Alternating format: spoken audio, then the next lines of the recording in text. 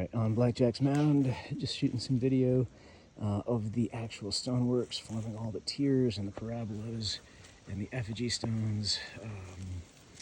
Just trying to get a sense of the scale of how much stone is out here and relative to what we're seeing on the south mound. And it's significant. So the patterns, the symmetry, everything that we would expect to see is definitely, like this piece here, I've definitely done oops, let me zoom out. I've done a thing on this one before, and that is also, I think, tapped into the aquifer below. This is the mound. Dog, stop!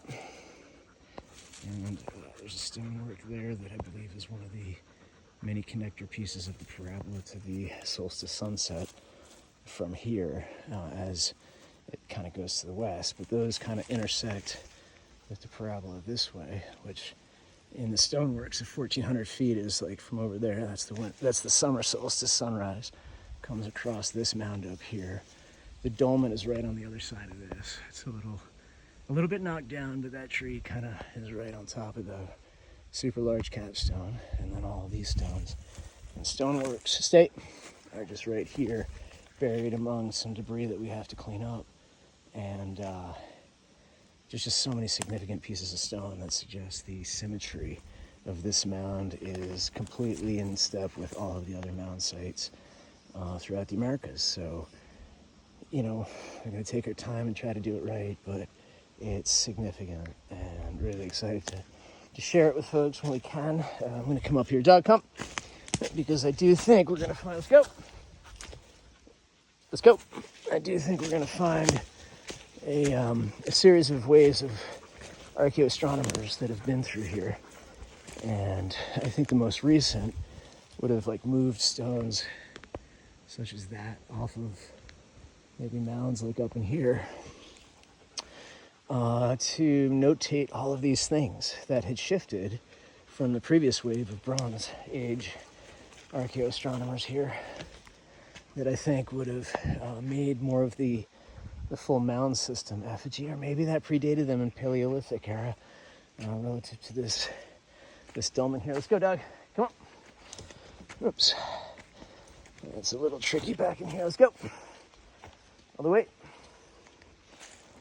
And, this would have been fix your ropes. Definitely a dolmen in my mind. There's just so many different ways to look at it, but with all the sites and all of the, solstice settings out that way and that way, at the summer, winter solstice sunrise, the way it's all oriented, the tumulus that moves all the way around it in this kind of full diameter that I just swept. The equinox. Come on, let's go. Good boy.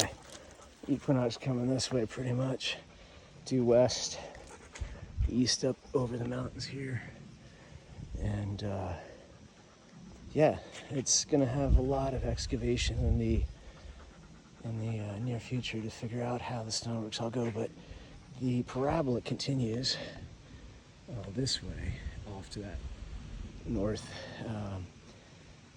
to the northeast there for the summer solstice sunrise, comes across here to the south mound, and that's where the winter solstice sunrise, you can see from what we're going to go take a look and see, is it actually in fact a spiral of a tail of some kind of mound effigy thing. And this, actually, I'm going to have to duck under this tree as my dog is dragging me under. Easy dog. I had to move these out of the way the other day. And my son back was home, and he helped me unearth this one, which, again, all the quartz pieces, all the angles, just a lot going on. So carvings, sure. And that all connects along this line over into the stoneworks over there, as folks know from these videos if you've been watching. And I'll leave it there. I hope everybody's well. Peace.